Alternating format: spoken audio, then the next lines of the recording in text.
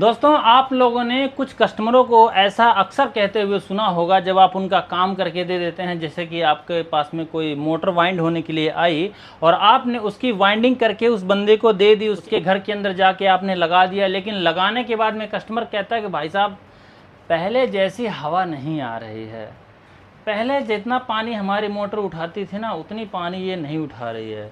पहले ये जो चक्के की मोटर है ना, कुछ ज़्यादा तेज़ चलती थी और इसके अंदर हम अगर ज़्यादा गेहूं भी डाल दें तो भी बहुत अच्छे से वो पीस देती थी, पर वैसी ताकत इसके अंदर नहीं है। आखिर आपने इसके अंदर ऐसा क्या कर दिया जिसकी वजह से इसकी जो पावर है, इसकी जो शक्ति है, वो पहले जैसी नहीं रही। अरे जब वाइंडिंग ही कर रहे थे, जब आपके पास जल करके ये गई थी तो जैसे थी वैसे ही कर देते। लेकिन उस समय हम लोगों की बुद्धि, हम लोगों का दिमाग काम नहीं करता और हम लोग वहाँ पर ढूंढने लग जाते हैं बहाने। हम कहते हैं भाई साहब, आपको ऐसा लग रहा है कि ये परफॉर्मेंस इसकी पहले से वीक है, पर ऐसा नहीं है, इसकी हवा सही आ रही है, आप भूल गए हो बस। ठीक है। और आपकी जो ये पानी की मोटर है ना, इसका पंप जो है ना कुछ गड़बड़ हो गया है, इस वजह से इसके अंदर ऐसी दिक्कत आ रही है। पर ऐसा नहीं होता है, हमारी वाइंडिंग के अंदर ही फॉल्ट होता है, हमारे काम किए हुए तरीके के अंदर ही फॉल्ट होता है। हम उसके अंदर जो स्पेयर पार्ट्स लगाते हैं उन्हीं में कहीं ना कहीं फॉल्ट होता है। तो ये फॉल्ट क्यों होता है, कहाँ होता है और इसको हम कैसे ठीक कर सकते हैं, और सबसे मूल बात कि हम अपने मोटर की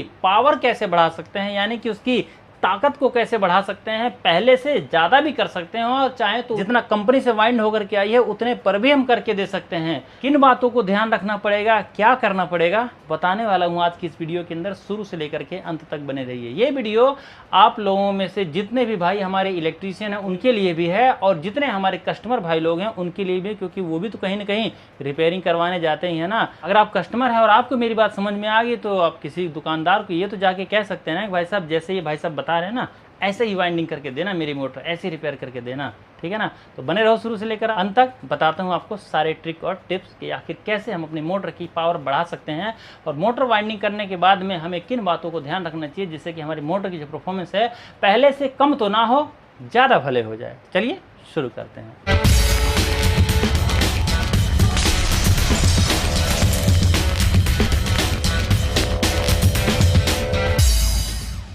तो भाई साहब, चाहे आपके पास में सीलिंग फैन की मोटर हो, चाहे आपके पास में कोई छोटी कूलर की मोटर हो या एपी की मोटर हो, कोई भी मोटर हो, ज़्यादातर हम लोगों के मतलब वाइंडिंग के अंदर जो प्रॉब्लम आती है वो सीलिंग फैन और कूलर फैन और ये जो हमारे ज़्यादा चलने वाले मोटरें होते हैं इन्हीं के अंदर ज़्यादा प्रॉब्लम आती है। तो आखिर हमें क्या करना चाहिए इसकी पावर को, ताकत को बढ़ाने के लिए? तो ताकत को आप बढ़ाओ उससे पहले मैं आप लोगों को कुछ ट्रिक और टिप्स बताता हूँ कि जब भी आप किसी भी मोटर की वाइंडिंग करते हैं तो सबसे पहले उसकी अगर वायरिंग के अंदर आवाज़ है, उसमें अगर आपको लगता है कि भाई थोड़ा सा ज़्यादा गैप है, एक आध महीना चलने के बाद में ये जाम हो जाएगा, खराब हो जाएगा, सापट वगैरह थोड़ी बहुत कटी हुई है, तो ऐसी स्थिति में आपको बुश और शाफ्ट को और बैरिंग में अगर आवाज़ है तो बैरिंग को भी आपको चेंज कर देना चाहिए, बदल देना चाहिए। और उस मोटर के अंदर जो भी कैपेसिटर लगा हुआ है, सिंगल फेस की मोटर है, तो उन कैपेसिटरों को भी आपको बदल देना चाहिए अगर आपके पास में ये वाला मीटर नहीं है। लेकिन अगर आपके पास में ये वाला मीटर है तो आपको उस कैपेसिटर की जो एक्चुअल वैल्यू है उसको देखते हुए ही आपको मोटर को फिट करके देना चाहिए।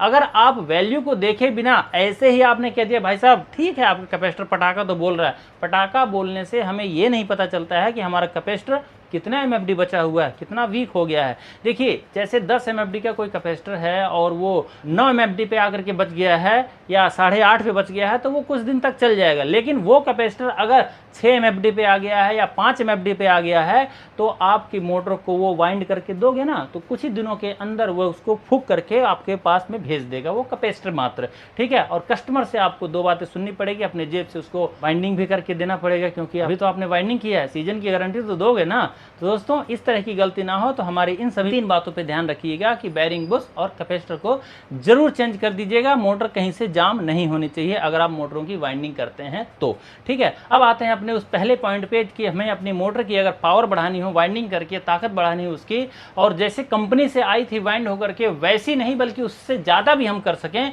तो इसके लिए क्या ट्रिक है, क्या टिप्स है? तो इसके लिए दोस्तों आपको सिंपली क्या करना चाहिए, जैसे आपके पास में सीलिंग फैन की मोटर आ गई एग्जाम्पल के रूप में आपको बताऊं, और इसके बाद में जैसे अभी मैं आपको एक एक करके बता रहा हूं, बाकी जब हमारी वीडियो जब अंत में पहुंचेगी तो उस समय मैं आपको एक सीक्रेट मंत्र बताऊंगा जिसको आप सभी के ऊपर लागू करके आप अपनी मोटर की ताकत को, पावर को बढ़ा सकते सकते हो, जिससे कि आपकी मोटर की ताकत तो बढ़ेगी बढ़ेगी, साथ में उसकी जो स्पीड है पहले से ज़्यादा हो जाएगी, क्योंकि जब लोड पड़ता है तो स्पीड हमारे मोटरों की कम हो जाती है, लेकिन जब उसकी ताकत, उसकी पावर बढ़ जाएगी तो आपकी मोटर की जो स्पीड है वो भी बढ़ जाएगी और जो परफॉर्मेंस है वो तो बढ़ी ही रहेगी। तो दोस्तों बात करते हैं सबसे पहले सीलिंग फैन की स्टैंपिंग की। आपके पास में सीलिंग फैन की कोई भी स्टैंपिंग आती हो, आप उसको वाइंडिंग कर रहे हैं, चाहे हाथ से कर रहे हैं, चाहे मशीन से कर रहे हैं, चाहे लच्छा कॉइल से कर रहे हैं, चाहे आप लपेटा मार करके कर रहे हैं, कैसे भी वाइंडिंग कर रहे हैं, वाइंडिंग करते समय आपके पास में जो पहले से मतलब कंपनी से मतलब वाइंड होकर के आपके पास में आपने देखा कि भाई इसकी जो वाइंडिंग है वो सीएनसी से वाइंड होकर के आई है या मशीन से नॉर्मल वाइंड हुई है, ये आपको वाइंडिंग को देख करके ही पता चल जाएगी। जैसे कि आप देख सकते हैं ये वाला जो वाइंडिंग है ये हमारी मशीन से वाइंड होकर के आई है। अगर सीएनसी से वाइंड होकर के आती है मोटर तो उसमें क्या होता है कि आपको यहाँ पे गैप नजर आएगा और ये जो कॉइलें हैं ये गोल नहीं होंगी बल्कि ये चिपटी होती हैं। ठीक है ना, देखिए अभी ये गोल है वो चिपटी होती है, बिल्कुल सफाई होती है उसके अंदर, पता चलता है कि वो सीएनसी से वाइंड होकर के आई है। तो अगर आपको ऐसा लगता है कि भाई ये जो मोटर है ये सीएनसी से वाइंड होकर के आई है तो आपको पता चल जाना चाहिए कि पहली बार वाइंड हुई है। ठीक है, इसके फूकने के बाद में किसी मिस्त्री ने, इलेक्ट्रिशियन ने इसको वाइंड नहीं किया है और ऐसी स्थिति में आप इसकी ताकत को निश्चित पहले की जितनी तो कर ही सकते हैं उससे ज़्यादा भी कर सकते हैं। अब रही बात गलती लोगों से कहाँ होती है कि जो स्टैंपिंग के अंदर से यानी कि कंपनी जो वाइंड करके देती है, क्या करते हैं बहुत लोग उसी वायर को गिनती कर लेते हैं, उसी गेज की वायर ले लेते हैं और उतनी टर्ने डाल देते हैं, जिससे कि वो जो स्पीड कंपनी के द्वारा मिली थी कस्टमर को वो आपके द्वारा वाइंड करने पे नहीं मिलेगी। कारण इसका क्या है? इसका कारण ये है कि जब आप वाइंडिंग करते हैं तो आपकी मोटर की जो कॉइल होती है वो गोल हो जाती है, जैसे इसकी गोल हो रखी है ना, देखो। ठीक है, तो ऐसे आपकी जो वाइंडिंग है वो गोल हो जाएगी। कंपनी जो देती है मतलब वो फिक्स होता है, वो एक तरह से मतलब एक के ऊपर एक तार को चढ़ने नहीं देती है, एक सिरे से उसका मतलब वाइंडिंग होता है। अब गोल होने से क्या दिक्कत है? गोल होने से दिक्कत ये है कि इसके अंदर आप जब वाइंडिंग करेंगे ना, अपने हाथों से करें, चाहे लच्छा कॉइल से करें, चाहे आप एक एक सिंगल कॉइल बना के, चाहे मशीन से करें, चाहे कैसे भी करें, आपके पास में अगर सीएनसी मशीन नहीं है तो आपकी जो वाइंडिंग है उसके अंदर तार ज़्यादा नहीं तो पूरी मोटर के अंदर 50 ग्राम तार एक्स्ट्रा तो लग ही जाएगा। जितनी कंपनी ने डाल करके दिया है उससे 50 ग्राम तार आप एक्स्ट्रा डालेंगे, और जब आप 50 ग्राम तार एक्स्ट्रा डालेंगे तो निश्चित सी बात है रेजिस्टेंस आपकी मोटर का तो जरूर बढ़ेगा, और जब रेजिस्टेंस बढ़ेगा तो रेजिस्टेंस बढ़ने पे क्या होता है जानते हो? आपकी मोटर ज़्यादा करंट तो नहीं लेगी, करंट आपका मोटर कम ही लेगी, लेकिन वो मोटर ना बैठने लग जाएगी ज़्यादा रेजिस्टेंस पाने की वजह से। और आपकी मोटर के अंदर जब रेजिस्टेंस ज़्यादा आने लग जाएगा तो इसकी जो वाट होगा वो कम हो जाएगा। वाट कम होगा तो आपकी मोटर की जो ताकत है वो कम हो जाएगी। ताकत कम हो जाएगी तो जितनी स्पीड से आपके पंखे की पंखड़ी घूम रही थी उस स्पीड से आपके पंखे की पंखड़ी नहीं घूमेगी, क्योंकि उसका लोड तो उतना ही है ना। आपके पंखे की जो ताकत है वो कम हो गई है, और जब ताकत कम हो जाएगी तो निश्चित आपको अपने कस्टमर से ये बात सुनना ही पड़ेगा कि भाई साहब जैसे इसकी परफॉर्मेंस पहले थी, जैसे इसकी स्पीड पहले थी, वैसे अब नहीं रह गई है, आखिर किया क्या आपने? तो ऐसी दिक्कत ना आए तो ऐसी स्थिति में आप सबको क्या करना चाहिए? जो कंपनी से डाटा मिला हुआ है आप उसको निकालो, उसके वायर का गेज आप करो, उसकी तारों की गिनती आप करो, इससे कोई दिक्कत वाली बात नहीं है। लेकिन वहाँ पे आपको एक बदलाव केवल करना है कि आपको उसके अंदर जो लगा हुआ तार है, जो गेज है, उस वायर के गेज को आपको मोटा कर देना है। सिंपल, ठीक है। मोटा करने का मतलब क्या है कि जैसे किसी पंखे 10 mm की स्टैंपिंग आती है कंपनी से वाइंड होकर के, तो उसके अंदर 37 नंबर का तार लगाया जाता है और उसके अंदर जो टर्ने डाली जाती हैं, स्टार्टिंग के अंदर 400 टर्ने और रनिंग के अंदर 490 टर्ने डाली जाती हैं। अब ऐसी स्थिति में आप उसके अंदर अगर 37 नंबर तार डालेंगे तो आपसे वो तार डलेगी नहीं, चाहे आप हाथ से वाइंड करें, चाहे मशीन से वाइंड करें, कैसे वाइंड करें, वो तार आपसे नहीं डलने वाली उसके अंदर। और किसी तरह से अगर वाइंड हो गई तो वो मोटर की परफॉर्मेंस वैसी नहीं होगी जैसे पहले थी। तो ऐसी स्थिति में आपको सिंपली एक काम करना है कि तार के गेज को आपको मोटा कर देना है। अगर 37 लग करके आया है तो आपको 36 कर देना है, और 36 करने के बाद में उसकी जो टर्ने हैं 50-50 टर्ने कम कर देनी है। यानी कि 400 टर्ने स्टार्टिंग के अंदर डल के आई हैं तो आपको 350 टर्ने कर देना है स्टार्टिंग के अंदर 36 नंबर तार से, और रनिंग के अंदर 420 टर्ने कर देने हैं 36 नंबर तार से, जिससे कि दोस्तों आपकी जो मोटर की परफॉर्मेंस है जैसे कंपनी से होकर के आई थी वैसे ही रहेगी, क्योंकि अब आपने अपनी तारों की लेंथ को छोटा कर दिया है, वायरों को मोटा कर दिया है। इससे आपकी मोटर का वाट जो है कि तारों के गोल होने के बाद भी रेजिस्टेंस उतना नहीं बनाएगा, बल्कि इस पंखे का जो वाट होगा वो उतना ही होगा जितना कंपनी ने 37 नंबर तार से वाइंड करके दिया था। उसने तार कम डाला था और आप तार थोड़ा सा ज्यादा तो डाल रहे हो, लेकिन आपने टर्ने कम कर दिए हैं, तार को मोटा कर दिया। इससे आपकी जो मोटर की पावर है वो बढ़ जाएगी, इसका वाट बढ़ जाएगा, जिससे कि आपकी मोटर की जो परफॉर्मेंस है सीलिंग फैन की वो वैसी की वैसी रहेगी जैसे कंपनी ने वाइंड करके दिया था। उसके 37 नंबर से थी, वैसे ही आपके 36 नंबर तार से होगी। तो इस तरह से आप अपनी मोटर की ताकत को उतना ही कर सकते हैं जितना कंपनी ने नए पर वाइंड करके देती है, जितना रहता है उतना ही आपके इस पंखे का रहेगा रिवाइंड करने के बाद भी। और अगर आप इसकी पावर को और भी ज्यादा बढ़ाना चाहते हैं, जितना कंपनी ने दिया उससे ज्यादा करना चाहते हैं कि भैया कंपनी ने वाइंड करके दिया था तो 500 स्पीड खाली चलने पे होती है और जब पंखड़ी लगाते हैं तो 400 हो जाती है, लेकिन मैं जो तरीका आप लोगों को अब बताने जा रहा हूं, इस तरीके से अगर आप अपने पंखे की वाइंडिंग करेंगे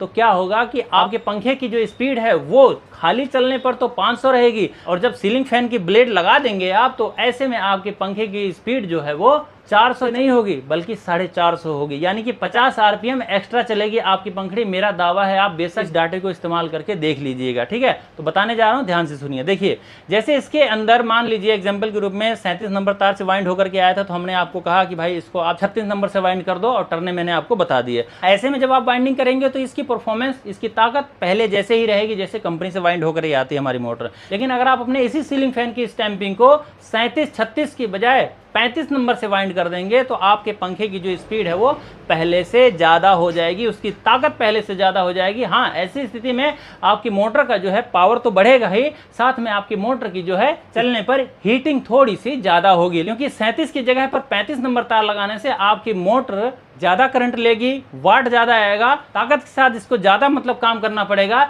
जिससे कि आपकी मोटर जो है कि थोड़ा सा ज्यादा गर्म होएगी। ऐसे में आपको चिंता करने की बिल्कुल जरूरत नहीं है, आपका मोटर फूकेगा नहीं। बस इसके ऊपर 2.5 MFD से बड़ा कैपेसिटर मत लगाइएगा कि भैया 37 पे तो 2 का लगा था तो हम 36 नंबर तार से वाइंड कर रहे हैं तो 2.5 का लगा रहे हैं, तो जब 35 से वाइंड कर रहे हैं तो यहाँ पे 3.25 का लगाना ही पड़ेगा। ऐसी गलती मत कीजिएगा, अन्यथा 2 दिन के अंदर आपका पंखा फूक के आपके पास में आ जाएगा, ठीक है। और नहीं भी फूका तो उसकी सारी जो पेपर अंदर के होंगे, स्लॉट पेपर, ये सारे जल जाएंगे। तो ऐसी गलती आप मत कीजिएगा। तो दोस्तों, इस तरह से अगर आप पंखे की वाइंडिंग करेंगे तो आपके पंखे के आरपीएम तो बढ़ेगा ही, साथ में ताकत और इसकी जो परफॉर्मेंस है वो भी बढ़ेगी। दोस्तों, ये तो ही सीलिंग फैन की मतलब पावर बढ़ाने की बात, लेकिन हमारी वीडियो जो है कि बहुत ज्यादा लंबी हो रही है, इसलिए मैं अब आप लोगों को थोड़ा सा जल्दी में बताऊंगा कि अगर आपके पास में कूलर किट की या एपी की कोई मोटर आती है और इसकी भी ताकत आप इसी प्रकार से बढ़ाना चाहते हैं तो इसके लिए सिंपली आपको क्या करना है, सेम टू सेम यही तरीका अपनाना है कि आपको उसके वायर के गेज को मोटा कर देना है और कुछ टर्ने कम कर देने हैं। अब आप कहेंगे कितनी टर्ने कम करें, आप टर्ने बता दो सबके।